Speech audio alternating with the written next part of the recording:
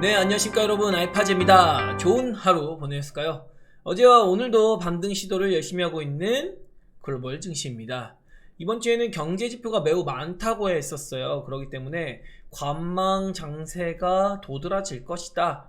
어제 미국 시장도 관망 장세로 들어갔고, 오늘 우리 시장도 견제하는 모습이 보이죠. 그래서 원래는 수요일 밤 CPI 지표에 사람들의 시선이 많이 쏠려 있는데, 오늘 밤입니다. PPI죠.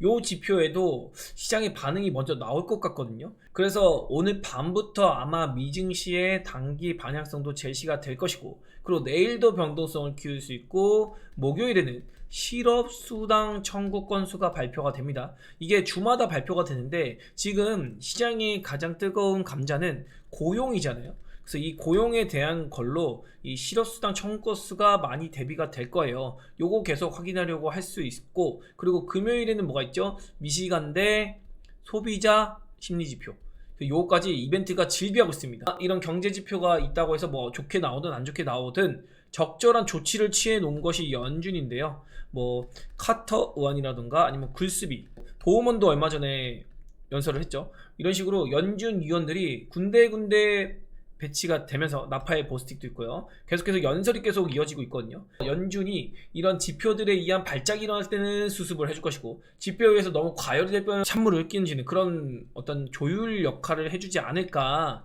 그래서 이번 주는 수급의 정리가 일어나는 시즌이 되겠다라고 이야기를 드렸습니다. 이번 주는 크게 재미있는 흐름이 나온다 라기보다는 어느 정도의 박스권 수급 정리를 하는 모습이 나올 것 같다. 특히 8월 달에는 시장이 별로 좋지 않은 모습 보이고 있는데, 이제 다음 주에도 18일에는 민주당의 전당대회 결과가 나와서 월요일이죠. 우리 시장에 반영이 돼서 금투세에 대한 얘기가 한번 나오는지, 이 기대감이 붙는지 한번 봐야 될 것이고요. 그리고 22일부터 24일까지는 미국에서 잭슨홀 미팅이 있습니다. 그래서 파월 연준 의장이 진짜로 미국이 연착륙이 가능할 것인가라는 의제를 가지고 한번 어떤 얘기를 하는지 들어볼 필요가 있겠다. 그리고 28일에는 엔비디아 실적 발표까지 있습니다. 여기까지 지나면은 이제 9월 달에 금리 인하를 앞둔 FOMC가 있거든요. 이 이후에는 일단 좋을 것 같아요. 금리 인하가 시작이 된다고 하면은, 지금 먼저 선제적으로 시장의 반응이 나왔잖아요. 그럼 이 간극이 중요합니다. 이제 금리 인상이 끝나고 금리 인하를 시사하고 있는 입장에서 금리 인하가 하는 시기, 실제 적용되는 시기와 그리고 정책적으로 변화하는 시기가 있다고 했습니다. 지금 뭐 고용에 대한 우려감, 경기 침체에 대한 우려감, 뭐 엔캐리 트레이드, 막 이런 다양한 이야기들이 돌고 있잖아요. 요 공백 간극에 지금 시장이 우왕좌왕하고 예민하게 반응하는 시즌이다 라고 생각하시면 될 것 같아요. 그래서 시장이 지금 예민하다는 게 엔화와 엄청나게 연동되고 있거든요. 그래서 엔화가 지금 147엔인데 요게 145엔 이하로 떨어져서 엔화가 약세로 돌아야지만 시장이 조금 안정감을 가지고 랠리를 이어갈 것이다 라는 전망이 나오고 있습니다. 아직도 147엔이기 때문에 요거 조금 불안한 요소로 다가오고 있어서, 만약에 뭐 PPI, CPI 등등 지표들이 문제가 생긴다면 시장이 급격하게 발작도 한번 일으킬 수 있다는 거. 그래서 그거에 대한 리스크 관리 정도는 하자. 물론 시장이 빠진다고 해도 제가 보는 거는 뭐 한 2490에서 2520 여기까지예요. 여기까지 한번 그냥 쿵 빠진다기보다는 빠져도 한번 들어 올리고, 그리고 질질질질질 빠지면서 그래도 2490에서 2520 여기까지 한 번은 빼지 않을까라고 생각은 하고 있습니다. 근데 뭐 이게 뭐 그냥 올라갈 수도 있는 거니까 이거는 지켜봐야 될 문제고, 아마도 내일까지, 오늘 지표가 어떻게 나올지 모르겠지만 내일 200일선 돌파까지는 한번 해주지 않을까라는 생각은 들어요. 제가 기준으로 2640일을 바닥권부터 얘기를 드리고 있습니다. 근데 오늘 2636포인트까지 갔어요. 이거 4포인트는 뭐 그냥 거기서 거기라고 봐야겠죠. 그런데 이제 의미있게 두는 게 200일선을 돌파를 한 번도 못했거든요. 그래서 요 200일선 돌파 정도는 내일 한번 보여주면은 그 다음에 우리 목요일 시장이니까 금요일이나 다음 주 월요일부터 시장의 방향성이 나오지 않을까. 뭐 내리든 올리든 그때 갈림길인데 조정이 나오지 않을까라는 거에 무게를 조금 싣고 있을 정도다. 이렇게만 생각해 주시면 될 것 같아요. 그래도 뭐 엄청 걱정할 건 아니니까 그렇게 봐주시면 될 것 같고, 일요일 라이브에서도 설명드렸는데 이게 2004년에 시장의 흐름이고요. 지금은 2024년, 20년 주기 뒤에 퀀트로 제가 비교를 해드리고 있습니다. 지금이 이 당시의 랠리보다 0.63배, 이게 근데 피보나치로 대입하면 0.618 정도로 계산을 할 수 있거든요. 그러면 약 10일 정도의 거래일을 지금의 시즌으로는 6일 정도로 계산을 한번 해볼 수 있습니다. 아마도 오늘은 한 요런 시즌이 나온 게 아닌가. 요거 아니면 요거 나온 것 같거든요. 그래서 지금도 이렇게 나왔는데 내일 뭐 하루 더 올려도 금요일날 쉬어가고 이제 다음 주에 변동성이 한번 나올 수 있지 않을까. 혹은 이날이었으면 내일, 오늘 밤에 미국이 발작하고 내일 우리 시장이 빠져도 뭐 이게 거리가 단축이 되니까 빠져도 그 장중에 또 아래 꼬리 달 수도 이렇게 움직일 수 있는 이런 흔들기 모습도 나올 수 있겠다. 그래서 요거는 우리가 뭐 정확하게 가는 건 아니니까 큰 그림상 대충 요렇게 흘러가겠지. 한번 뭐 흔들기도 이렇게 해주고 그 다음에 질질질 한번 빠지고 뭐 반등도 한번 할 수 있겠고요. 그러면서 한 2490에서 2520 요 정도에서 한번 바닥을 잡아주지 않을까. 그 흐름을 제가 얘기 드리는 게 외국인이 현물을 안 잡아줘요. 그 상태에서 지금 우리 시장을 V반등으로 이렇게까지 땡긴다? 그거는 쉽지 않을 것이다. 만약에 V반등으로 땡길 거였으면은 일본이랑 대만처럼 이미 서킷 브레이커를 맞았던 이 시세를 뒤집어 씌웠을 것 같거든요. 근데 이것도 뒤집어 씌우지 못한 상황이고 대만보다도 한참 못 올라갔습니다. 대만도 지지난주 금요일 시세를 이미 뒤집어 씌운 상태예요. 그리고 니케이 같은 경우도 오늘 무려 3.5% 올랐거든요. 그래서 이거 그냥 뒤집어 씌웠는데 우리 시장은 키노피로만 따져도 지금 무난하게 2680에서 2700포인트까지 왔어야 됩니다. 근데 우리 시장이 그만큼 약하다는 뜻이에요. 그래서 우리 시장에서 흔들기가 조금 진행될 수 있겠구나 라는 생각도 해봐야 된다는 거죠. 일단 제가 계속 얘기 드리는 뭐 정부 정책적인 어떤 부양 효과 이런 것도 전혀 제시된 게 없고요. 그리고 시간을 너무 많이 끌었고 외국인의 매수세가 전혀 잡히질 않고 있다. 오로지 지금 개인 투자자가 많이 잡아주고 있는데 이런 뉴스도 많이 나오고 있어요. 마통을 지난주에 4천억이나 뚫렸다고 합니다. 증시가 하락하니까 마이너스 통장 뚫어가지고 이제 B2를 들어오는 거예요. 그래서 이런 뉴스들도 많이 나오고 있어서 제가 보는 거는 이 개인 투자들의 매수세를 한 번 더 괴롭히는 그런 흐름이 나오지 않을까 그런 생각도 하고 있다는 거. 시장 경제 지표에 따라 움직이겠지만 그건 다 아시죠? 코에 걸면 코걸이, 귀에 걸면 귀걸이입니다. 자기들 마음대로 해석할 거예요. 경기 지표가 어떻게 나오든 올리고 싶으면 올리고 내리고 싶으면 내릴 건데 제가 보는 건 한번 꺾었다 갈 것 같다. 적어도 그거 설명드려보고 오늘 제약바이오도 나름대로 3%대까지 업종지수 3%대까지 한번 신나게 흔들어봤고 HLB가 반등을 하면서 제약업종 약간 들어올리면서 마감한 그런 모습을 보였어요. 그래서 뭐 지금 뭐가 강세다 뭐한다 이런 거기보다는 바이오가 제일 먼저 일단 움직인 건 맞고 그 다음에 2차전지 움직였고 반도체가 문제가 어제도 올랐다가 윗꼬리 오늘도 아침에 움직이다가 그냥 좀 내려오면서 마감을 하는 좀 IT가 굉장히 좋지 않은 그런 흐름을 보이고 있는 상태에서 2020 쪽으로는 전고체 배터리 이런 거 테마도 붙긴 했거든요. 그래서 이런 것들도 이따가 살펴보기로 하고요. 코스닥 같은 경우도 지금 여기까지도 커버를 못했어요. 그래서 아직도 갭을 못 메운 상태에서 흔들흔들 거리고 있다. 다만 시기적으로는 내일 당장 빠져도 이상하지 않지만 그래도 반등을 한 번 더 해주면 어떨까. 그래도 21선까지는 넘어주는 모습, 도전하는 모습 정도? 도전하는 모습 정도는 보여줘야 되지 않을까 라고 생각을 해서 오늘 PPI 지표가 어떻든 내일 오전까지는 한 번 더 올라가 주지 않을까 이렇게 기대감을 실어보고 싶습니다. 그러면은 당연히 그때는 리스크 관리하는 우리의 대응이 뭔가 필요할 수도 있겠죠. 그리고 미국 시장도 조금 더 올라갈 수 있어요. 이거 17,050포인트거든요. 17,050포인트까지는 그래도 한번 도전해 볼 수 있지 않을까. 그리고 나서 이제 CPI 반응에 따라서 뭐 더 올라갈 수도 있는 거고 아니면 여기서 이제 내려오는 그런 모습을 보일 수도 있는 거죠.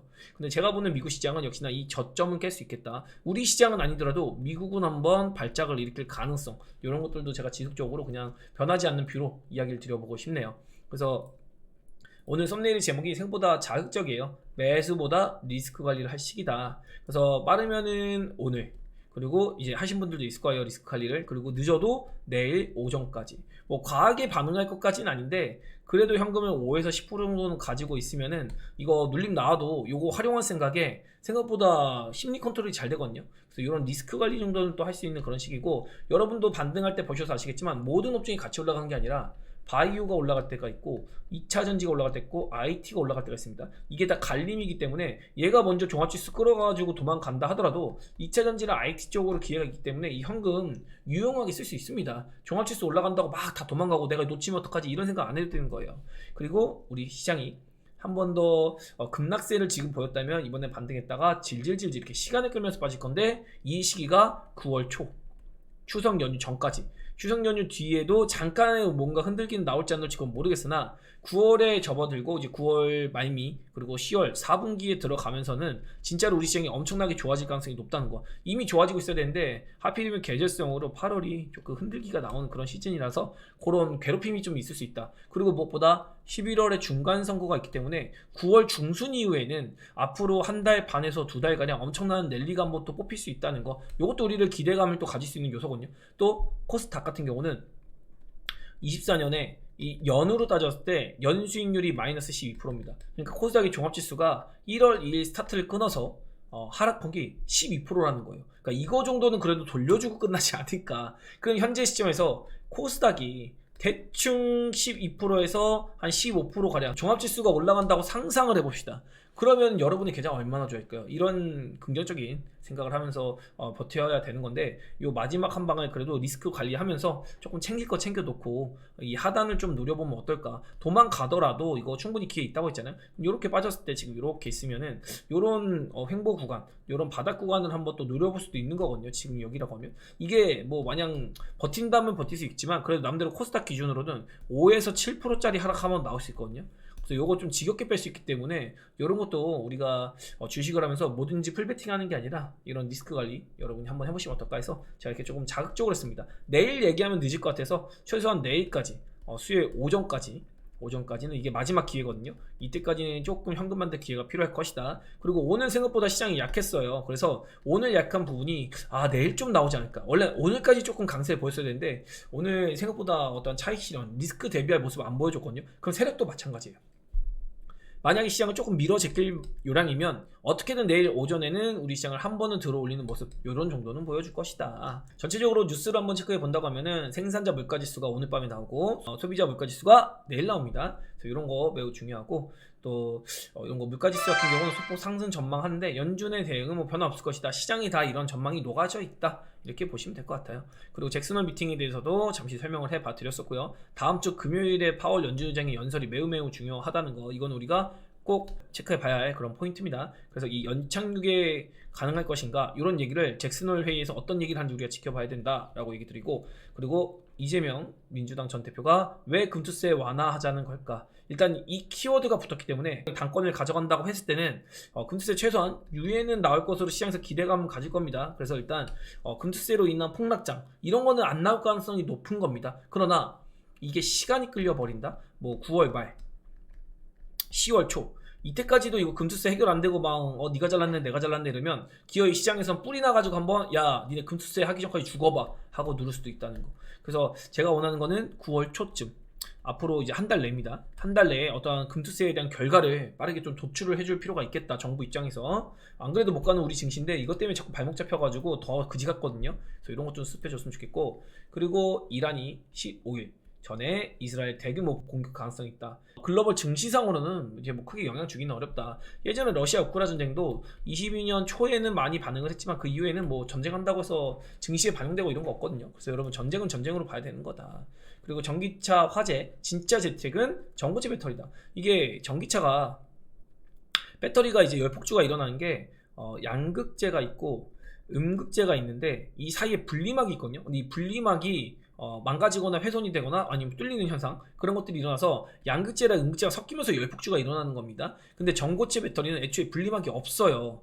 그래서 이 불나는 거에 대한 화재에 대한 대비를 전고체 배터리가 궁극적으로 해결 방안이다, 이런 얘기가 돌고 있는 거고, 미국에서 얼티엄 셀즈라고 있거든요. 이게 LG랑 GM의 합작 법인입니다. 얼티엄 셀 3공장이 원래는 파우치랑 그리고 원통형 배터리 공장이었습니다. 원통형 4680 만드는 공장이거든요. 그런데 여기서 GM의 요청으로 LG 엔솔이 파우치가 아니라 각형을 생산하기로 했습니다. 왜 그러냐면 GM 입장에서도 이거 더 안정성을 높이는 각형 배터리를 사용하고 싶다. 그리고 세계적인 추세가 자동차에 들어가는 거는 각형을 선호한다. 이런 얘기를 하고 있거든요. 그러다 보니까 필름 만드는 율촌화학 같은 경우가 초급락이 났죠. 1.2조짜리 계약이 해지가 됐습니다. 일방적으로. 율촌화학 같은 경우도 알박에 붙이는 필름을 제조하는데 이게 183 마이크로미터는 D&D랑 같이 얘네밖에 못해요. 그런데 이거 지금 빠그러진 겁니다. 그래서 얘네는 캐시카우가 없습니다. 심지어 포승 공장도 라면 봉다리 만드는 거에서 이제 배터리 필름 만드는 걸로 다 지금 변환했거든요. 그래서 지금 수율 잡고 있는 입장인데 날벼락이 떨어진 겁니다. 이제 돈 어떻게 버나. 그래서 이거 파우치 다시 수령하려면은 아마도 ESS 발로는 파우치가 많이 들어가지 않을까, 뭐 이런 생각 정도는 할 수 있는데, 아무래도 그 전기차에 들어가는 게 파우치가 적용이 안 된다고 하면은 단기적으로는 굉장히 힘든 시기를 보낼 수 있을 것이다 라고 볼 수 있습니다. 그래서 파우치 대신 각형 훨씬 안전하다라고 생각할 수 있는데, 각형 같은 경우는 이제 에너지 밀도를 좀 작게 만들어야 된다 보니까 주행거리가 줄어드는 단점이 있거든요. 근데 그런 거를 이제 전고체로 극복을 할 수 있을 것이다. 그래서 각형과 전고체 키워드하면 당연히 삼성 SDI가 선두권에 있으니까 이쪽이 강세 보일 수 있고, 또 삼성 SDI가 전고체가 가장 빠르잖아요. 전고체 배터리면서 삼성의 벤더를 가지고 있는 2차전지 관련주들이 오늘 강세를 보였다. 이 정도고, 우리 언론에서는 자꾸 중국산 배터리가 문제다라고 얘기하고 있는데, 사실은 중국산 배터리 문제라기보단 중국산 배터리도 CATL이나 뭐 BYD, 그리고 이제 이번에 문제가 생겼던 파라시스거든요. 근데 벤츠 EQE가 CATL 배터리 쓴다고 홍보해 놓고 파라시스 배터리 사용했단 말이에요. 이게 문제가 됐던 거거든요. 근데 이거 이제 거리두기를 한다라고 얘기를 하고 있고, 그리고 BYD 같은 경우는 LFP 배터리입니다. 그래서 열폭주랑은 조금 거리가 멀어요. 특히나 얘네는 블레이드 배터리라고 안정성이 좀 대폭 개선된 그런 배터리 사용하거든요. 그 CATL 같은 경우도 LFP를 주로 하는데 이제 NCM 배터리도 합니다. NCM은 포르쉐 마칸에도 들어가거든요. 근데 나름대로 CATL 같은 경우는 NCM 811 같은 경우는 꽤나 잘 만듭니다. 꽤나 잘 만들고, 6돌돌은 이미 너무 올드해서 이제 안 만드는, 애초에 도전을 하지 않는 추세고, 이 812 NCM 배터리는 CATL 거도 상품성이 나쁘지 않아요. 그런데 이제 우리나라 언론에서는 중국산 배터리를 이제 굉장히 이거 피해야 된다 막 이런 말 하고 있는데, 중국산에서도 갈리는 건 갈리는 거다, 이거 인정해야 된다. 다만 이렇게 홍보를 하다 보니까 글로벌적으로 어쨌든 중국에 대한 불신이 있잖아요. 그래서 K배터리가 부각이 한번 될 수 있겠는데? 라는 생각을 한 거죠. 원래 미국에서도 이거 거의 K배터리 위주로, 또 일본도 들어가지만 K배터리 위주로 수주가 나올 건데, 유럽이나 아니면 글로벌 전체적으로도 야, 이거 중국산 배터리 좀 문제가 있을 것 같다, 안정성이 좀 그러네, 그러면서 K배터리에 대한 어떤 선호도가, 가격이 조금 있더라도 선호도가 높아질 수 있다라는 것, 이런 게 어쨌든 우리 2차전지에 캐즘을 더 빠르게 극복할 수 있는 포인트가 될 수 있을 것입니다. 그래서 이런 것도 우리가 투자 관점으로 한번 알고 있어야 될 것 같고요. 그리고 어제 미국 시장에서 엔비디아가 급등을 했는데, 이게 엔비디아만의 상승이 아니라 엔비디아를 가지고 시장의 컨트롤 타워를 만들어서 어떤 시세를 만들어 준 것 같다. 그래서 시장을 조율할 때 뭐 내가 오늘 세력 입장에서 0.5%에 마감시킨다고 하면 엔비디아 가지고 딱 올려놓으면은 이제 엔비디아 비롯해서 뭐 AMD, 인텔, 구글 뭐 다 따라 올라잖아요. 이런 걸로 이제 이 정도 딱 포인트 만들어 놓고, 이제 너무 많이 올랐다 그럼 엔비디아 살짝 눌러요. 그럼 또 다 같이 빠진단 말이에요. 이러면서 엔비디아를 위주로 어제는 시장의 어떤 시세를 컨트롤하는 정도였다라고 보시면 될 것 같아요. 어쨌든 미증시도 조금 더 반등 구간이 있을 것 같다. 21선 정도 돌파는 아마도 해보고, 그리고 눌리던지 뭐 하든지 할 것 같다. 그래서 당장에 뭐 눌리는 거는 일단은 보고 싶진 않습니다. 그리고 이제 엔화 얘기는 제가 직접적으로 얘기 드렸는데, 금리 인하의 폭이 0.5pp의 빅컷에 대한 기대감이 높아지고 있는데, 이로 인해서 달러의 가치와 엔화의 가치가 이렇게 일정 간격을 유지하다가 엔화가 지금 금리 인상하면서 달러의 간격과 가까워졌거든요. 그런 입장에서 금리 인하를 하는데 달러의 금리가 또 내려가요. 그럼 엔화랑 더 가까워지는 거예요. 이러면서 엔캐리 트레이드에 대한 어떤 리스크, 이런 것들, 엔화와 달러와의 간격이 너무 가까워진다, 점점 줄어드는 거에 대한 부담감, 이런 것들이 우려감을 만들 수 있다는 거죠. 실제로 경기 침체를 뭐 유발한다, 아니면 이런 채권에 대한 리스크, 이런 것들이 부각되지 않는다 해도 일단 시장은 불확실성, 우려감, 이런 거에 발작을 하는 거잖아요. 그래서 이런 거 약간 예민하게 지금 반응하고 있다라고 얘기를 드리고 있는 거고, 다만 요 시기가 어쨌든 일정 수준 지나서 금리 인하가 막상 시작이 되면 시장의 유동성이 확대되면서 어쨌든 증시에는 부양 효과를 받을 수 있게 되는 겁니다. 원래는 금리 인하가 시작이 되면 제가 한 번에서 두 번 활동하는 시장이 폭락이 나올 수 있어요 라고 얘기 드렸어요. 왜? 경기 침체에 대한 우려감 때문에. 그런데 이미 금리 인하를 하기도 전인 지금 7월에 일단 금리 인하 했어야 됐거든요. 근데 이걸 연준이 한번 밀었잖아요. 그러니까 세력 입장에서 어쭈 금리 인하 안 해? 이번에 원래 밀 타이밍이었는데 금리 인하 하면 니네가 안 했단 말이야? 그럼 지금 죽어 그냥. 어차피 나는 니네가 금리 인하 하든 안 하든 죽이려고 그랬어. 그러니까 경기 침체 우려감으로 죽여버린 거예요. 미리 빠진 겁니다. 그래서 9월에 금리 인하는 이제 7월에 1회 안 한 거를 한 번에 반영해서 두 번치를 그러니까 0.5bp를 한 번에 하게 되는 거죠. 그래서 결국 7월에 했어야 되는 게 9월에 밀렸기 때문에 이거는 뭐 금리 하면 오히려 호재로 좀 받아들일 포인트가 될 수 있겠다. 그래서 이런 것도 한번 이야기를 들어볼 수 있을 것 같아요. 결국에 지금 시장이 잠깐 뭐 둔화는 될 수 있습니다. 이렇게 이런 거 둔화는 될 수 있는데 큰 방향은 시장의 방향이 강세를 유지할 것이다 라고 얘기를 드려보고 싶습니다. 자, 그래서 매수 관점보다는 리스크 관리를 일정 노력하는 시간을 가졌으면 좋겠다라고 얘기 드렸고, 기준치도 얘기 드렸습니다. 2640포인트. 그리고 업종의 터닝보다는 반도체가 올라간다고 해서 쫓아갈 게 아니라 바이오 2차전지 반도체를 순환매가 지금 돌고 있을 뿐이다. 이 정도로만 얘기해 보시고 1, 2주 정도 시간 잘 보내셔서 엔비디아 실적은 뭐 그때 가서 잠깐 뭐 흔들기 정도라고 보시는 게 맞고, 잭슨홀 미팅까지만 한번 넘겨보면 어떨까. 그러면은 당장 다음 주 정도부터는 우리 시장이 꽤나 괜찮은 모습 보일 것 같거든요. 이번 주 경기 지표만 소화한다고 하면 경기 지표가 좋든 안 좋든 상관이 없어요. 안 좋으면 안 좋은 대로 소화할 거고 좋으면 좋은 대로 소화해서 괜찮아질 것이다. 이런 얘기 들어보고 싶습니다. 그리고 오늘 전광판 보면은 진짜 아침에는 버럭버럭했는데 그나마 이 전고체 배터리 테마가 전기차 화재 사건이랑 엮여서 어떠한 테마성으로 움직인 모습을 보였다. 그리고 삼성밴더의 신흥 SEC, 상시 리입 이런 거 부각이 되는데, 신흥 SEC 같은 경우는 배터리 부품 중에서도 어떤 열 관리, 폭발 관리 장치를 가지고 있는 그런 종목이기 때문에 오늘 강세를 보였는데, 오히려 테마성으로 그냥 전고체가 더 오른 모습입니다. 그리고 삼성밴더의 필에너지, 유일에너지 이런 애들이 좀 튀어준 거고, 장비지도 좀 움직였는데, 그리고 이제 해결책 중에 하나가 음극재의 소재 강화거든요.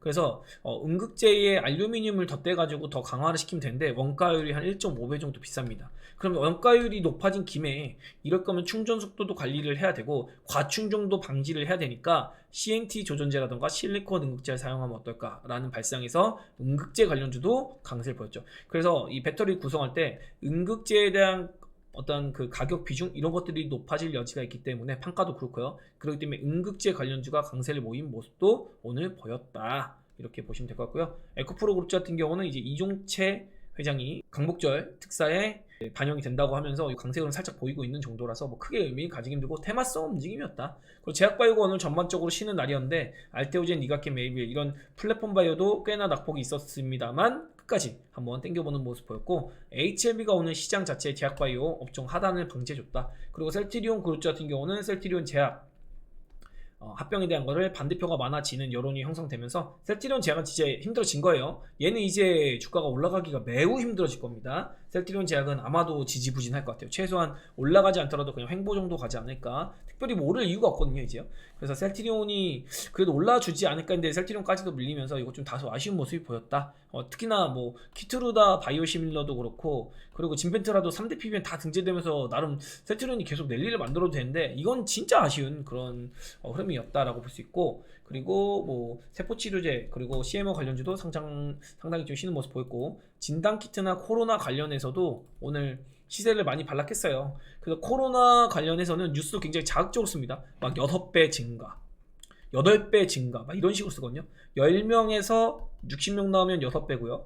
그리고 100명에서 800명으로 증가하면 8배입니다. 그러니까 이 그 기자들이 상당히 자극적으로 기사를 뽑기해서 이렇게 하는데, 실질적으로 이거 가지고는 뭐 엄청 팬데믹이 온다 뭐 한다 이런 것도 아니고, 이것도 코로나 걸릴 연령의 65%에서 70% 가량이 65세의 노령층에서 생긴다고요. 근데 65세의 노령층은 뭐죠? 비경제 인구잖아요.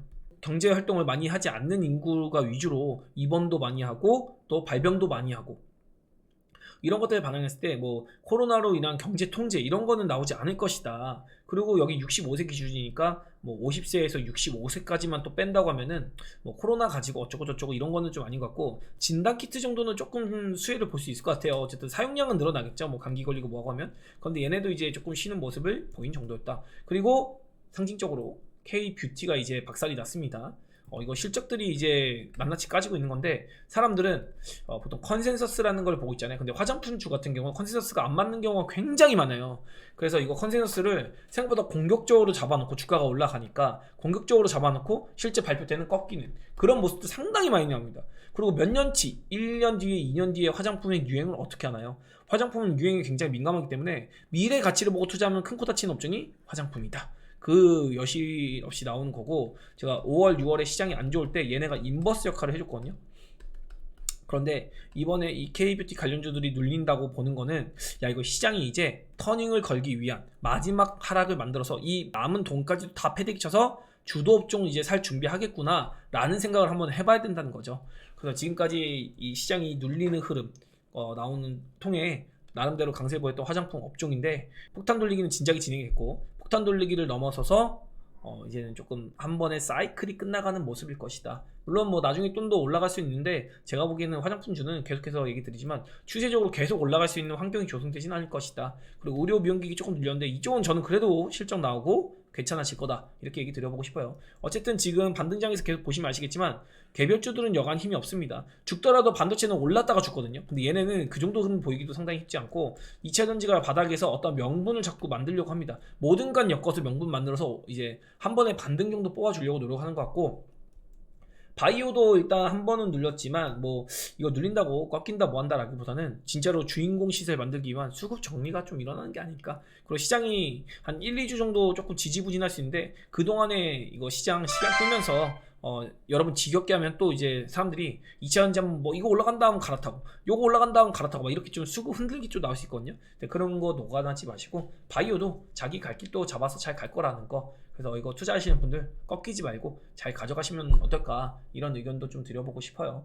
그리고 개별주들도 오늘 딱히 올라간 테마 없습니다. 테마주들 조금 움직인다 하더라도 뭐 큰 시세 보기 힘들고, 조선주도 뭐 전쟁 난다 뭐 한다면서 유가 튀니까 올라갈 것 같았지만 뭐 미리 올랐으니까 선반영 돼버렸고, 영일만 테마주도 재미없죠. 뭐 저출산 정책 뭐 이런 거 없습니다. 그리고 전력전선 인프라 관련주도 이거 실적 컨센서스에 비해서 총 규모는 줄어드는 게 아닌데, 시간적으로 2년 걸릴 게, 야 이거 생각보다 설치 기간이 오래 걸린다더라, 2년 걸리는 게 아니라 3년 4년 걸린대, 그럼 당연히 실적 반영도 늦어지는 거잖아요.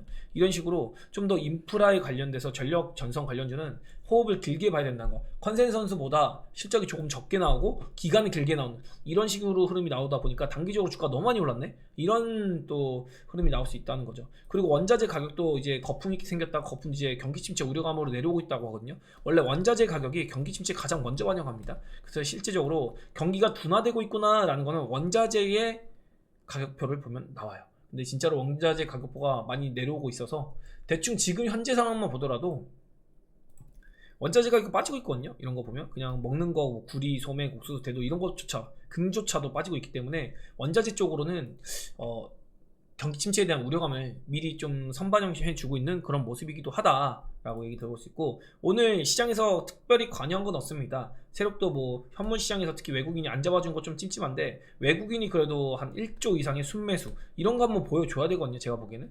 근데 뭐 1조는 커녕 500억 600억 그냥 받아주는 정도, 신경 안 쓰는 정도. 그리고 프로그램도 크게 뭐 관여 없습니다. 선물도 그렇고요. 선물도 이 정도는 그냥 좀 마감에 또 지금 제가 보니까 던져놨거든요. 한 2,000억 정도 던져놓은 상태고, 프로그램도 오늘 규모를 보면은 움직임은 다이나믹해 보이지만 사실 관여율은 별로 없었다. 그리고 코스닥도 마찬가지입니다. 10종 상위주 던지면서 그냥 일시적으로 차익해놓은 모습이고, 하락 종목이 1,700개로 역시 재미가 없는 시장, 웬만한 개인 투자도 재미없는 시장인데, 주도업종 뭐 2차전지나 바이오 들고 있는 분들은 재밌었겠죠. 그래서 저희는 그냥 나쁘지 않은 좋은 하루를 보냈던 것 같은데, 이게 업종 갈림이 계속 생기다 보니까 제가 계속 얘기 드리지만, 저 같은 경우는 반도체도 하고 싶지만 좀 무섭다, 그래서 오히려 바이오랑 오로지 2차전지로만 깔아놓는 그런 상이다 보니까 얘네가 먼저 튀어주면 당연히 좋은 시세 볼 수밖에 없겠죠. 그리고 시장의 찜찜함이 자꾸 대두가 되는 건, 지난주 월요일에 이제 초급락을 하고 난 상태에서 하락이 나온 게 이거 1.3조거든요. 1.3조를 하루 만에 터졌습니다, 신용 잔고가. 그리고 그 다음 날에도 한 6천억 정도 터졌어요. 그런데 수요일이 되고 나니, 반등이 시작이 되고 나니까 신용 잔고가 안 털리더랍니다. 물론 스탁론이라고 하는 증권담보대출 잔고는 많이 줄어들었어요. 이쪽도 거의 1조 가량 줄어들긴 했거든요. 근데 요거 가지고는 과연 세력이 야 이걸로 만족을 할까? 지금 이 정도 주가를 눌렀다면, 제가 세력이면 16조 초반대 최소 중반대까지는 한번 밀어보지 않을까? 이런 생각. 그래서 지금 시장이 이렇게 눌렸다가 반등을 하고 있는데, 기어이 한번 찍어 누르면서 공포감 이런 거 주고 좀 괴롭히는 시기가 아마 도래할 것 같다. 그게 언제? 빠르면 뭐 이번 주 후반 아니면 다음 주, 이렇게 해서 이런 조정 흐름이 나올 수 있으니까 이것도 우리가 일단은 감안하면서 적절히 시장에 맞춰서 대응하도록 합니다. 다만 지금처럼 가격으로 죽인다기보다는 기간으로 조금 괴롭히는 흔들림이 나오지 않을까, 이 정도로만 생각해 주셔도 좋겠고, 또 하나의 근거는 원래 시장이 반등할 때 외국인이 잡아주면서 올라가는 게 맞습니다. 그런데 지금은 외국인이 매도를 하고 있는데도 불구하고 여기서 반등 나올 때는 외국인이 한번 잡아줬는데 시장이 눌리고 지금 반등하는데도 외국인이 관심이 없어요. 이게 현물 수급이거든요. 현물 수급을 관심이 없다는 게 말이 될까요? 지금까지 이렇게 반등하고 있는데 여기서 붙어가지고 시장 올라가게 두지 않습니다. 외국인은 결국에는 한 번 더 누른 다음에 저가단을 만들어 놓고 여기서부터 외국인이 들어온지 봐야 될 것이다. 여기서 이렇게 나오면 이렇게 돌려 세운지. 그래서 이 외국인의 수급을 우리가 반드시 돌려 세운 거 체크하고, 아, 시장이 제대로 돌아섰구나 라고 판단하는 게 더 정확한 판단이다. 그래서 지금은 조금 반등이 나오지만 지지부진한 그런 결과, 뭐 니케이나 대만 비교해서 그런 것들이 어떤 수급이 꼬임, 이런 것들이 발생하기 때문이다 라고 해석을 한번 해볼 수 있을 것 같아요. 매크로 지표는 뭐 크게 우려스러운 건 없고, 빅스 지수도 19포인트 정도인데 뭐 경기 지표 따라서 갑자기 급등할 수도 있고 뭐 급락할 수도 있고 이런 거니까 크게 의식하지 않고, 니케이나 뭐 중국 증시도 굉장히 좋은 모습 보이고 있는데 우리 증시만 개떡이다. 그리고 비트코인의 시세가 조금 밀리는 거는 위험자산 선호 심리가 떨어진다기보다는 트럼프가 절대적이었는데 지금 해리스가 강세로 돌아서다 보니까 가상시장에 대한 시세가 요동치고 있다라고 보시면 될 것 같아요. 그리고 국채 수익률도 뭐 그냥 이 정도면 안정적이고, 원자재가 조금 빠지는 모습을 계속해서 보여주고 있고요. 원달러 환율 102 인덱스고요. 환율은 1375인데 이것보다 지금 중요한 게 달러 엔이죠. 달러 엔이 147엔인데 145엔 이하로 내려오면 시장이 경기 침체 우려감 좀 덜어냈구나, 시장이 긍정적으로 볼 수 있겠구나 라고 볼 수 있을 거예요. 아마도 이 145엔 이하로 내려면 우리 시장에서도 외국인이 좀 잡아주지 않을까. 지금은 약간 예민한 상태예요. 우리 종합지수는 올라주고 시장도 반등은 나오고 있는데 이거를 약간 의심스럽게 보고 있는 겁니다. 저도 그렇거든요. 저도 지금 이게 145엔 이하로 내려와야지 좀 더 공격적으로 시장 대응이 가능하지 않을까라는 생각이 들 정도니까 세력도 당연히 그런 생각이 들지 않을까라고 생각이 들긴 합니다. 마감을 앞둔 상태에서 미선물이 이렇게 튀어주고 있어요. PPI 같은 경우는 CPI만큼 변동성을 엄청 키우진 않아요. 무너지고 이럴 것 같진 않은데 어쨌든 제가 본 대로 내일 오전까지는 우리 시장이 한번 반등 시도를 하지 않을까. PPI 결과 때문에 뭐 흔들림이나 이런 건 나올 수 있으나 변동성적으로는 뭐 한번 먹고 올리지 않을까, 뭐 이런 기대감까지 가지면서 글로벌 증시 대비해서 못 오르고 있는 우리 시장 반드시 니케이나 대만만큼이라도 올라주는 거 기대해 보면서, 마지막 이거 흔들기 나올지 안 나올지는 모르겠지만 마지막 흔들기가 나온다면 이것까지만 넘기면 시장은 진짜 엄청난 상승세를 뽑아낼 수 있다는 거. 지금 제가 계속 얘기 드리는데 우리는 여기에 있는 거예요. 여기 있는 거기 때문에 우리 요거까지 같이 하기로 합니다. 갈 길 멀어요. 아직 갈 길이 멀고 대세 상승장 나올 거기 때문에 금리 인하에 따른 유동성 장세 분명히 나옵니다. 지금 여기서 포기하시면 안 된다는 거예요. 증시 올라오면은 미국장으로 난 넘어갈 거야 막 이러고 있는데 이거는 지금 거꾸로 하는 거예요. 미국이 재정정책 펼칠 때는 여기서 하는 게 맞아요. 금리 인상기죠. 경기가 너무 좋으니까 금리 인상하는 거잖아요, 미국에서. 근데 이제 금리가 경기가 좀 침체될 것 같고 위태위태하니까 기업들이 이익단이 줄어들 거예요. 그러면 성장주라던가 이제 기술주 이런 것들이 올라갈 텐데, 그런 건 당연히 신흥국인 대한민국 증시가 훨씬 유리할 수 있겠죠. 지금까지 키높이상 못 가기도 했고요.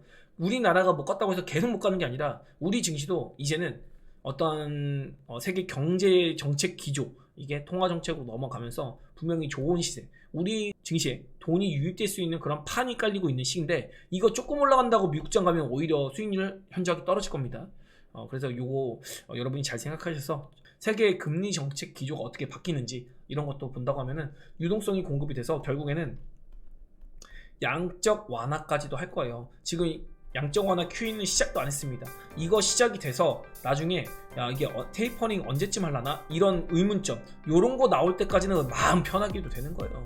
아마도 이런 데서 뭐 테이퍼링 우려감 막 이런 거 들 수 있는데, 그러고 나서도 한 번 더 갑니다. 그래서 이런 것까지 얘기 드리면서 저는 마무리 짓고 내일 또 만나 뵙도록 할게요. 오늘 부디 시장이 조금 강세로 미국 증시가 운영이 되면서 우리 시장이 조금 더 최소한 여기까지 2640 넘어가서 세면 2700까지도 한번 반등하는 그런 시세 한 번만 보여주면 계좌에 대한 뭐 리스크 관리 이런 것도 가능해질 거니까 힘내면서 오늘 마무리 짓고 시원한 저녁 되시길 바랍니다. 네, 저는 여기까지 할게요. 안녕.